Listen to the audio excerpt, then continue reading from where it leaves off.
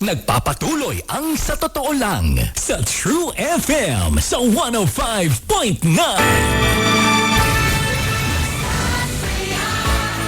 Saya-saya din ng traffic sa NLEX tollgate dahil walang traffic. Pero sa Metro Manila, ayoko nang pag-usapan. Huwag niyo na pong tanong, alam niyo na yun.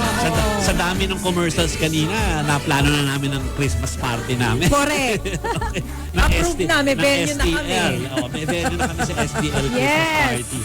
Anyway, mga kapatid, hello kay Jet, kay Barbie, kay Tita Honey, kay Tita Chalo, Tito Pepper.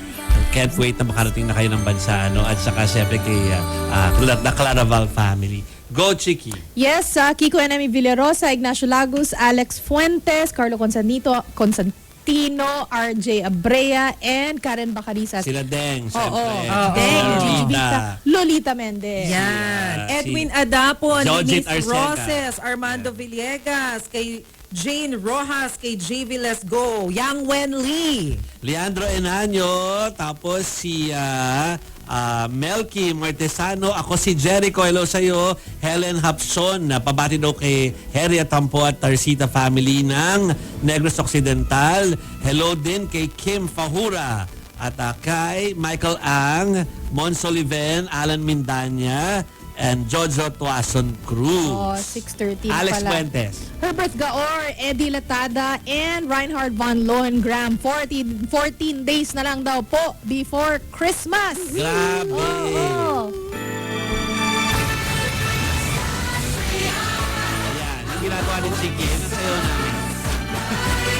Nabalita ako si Diego daw, sumayaw daw niyan. Mas give na give pa kay Angela. Ay, tignan nga natin. Mamaya, paulit natin kay Diego yung performance. Maria Sander, hello.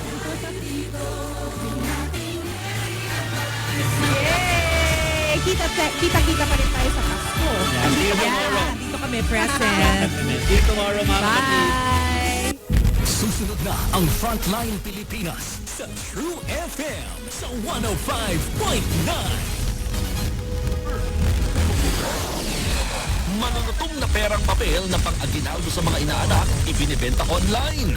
Legal ba yan? News 5 exclusive. Maliksing kawatan na sumalakay sa isang convenience store sa pool sa CCTV. Isa pang sa pool sa video.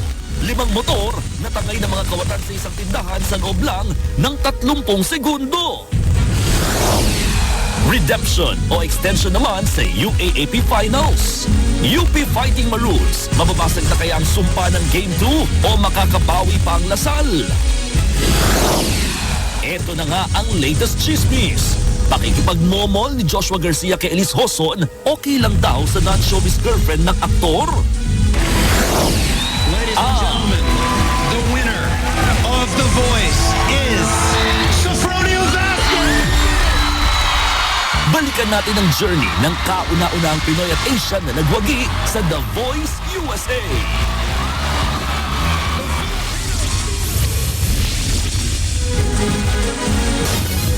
Naputol ang braso ng isang siklistang naipit sa gitna ng 2 bus sa Noveleta, Cavite. Kasalukuyang nasa ICU ang biktima at sasailalim sa operasyon. Imposible na raw na maibalik pa ang naputol na braso ng biktima. Nasa frontline balitang yan si Camille Samonte.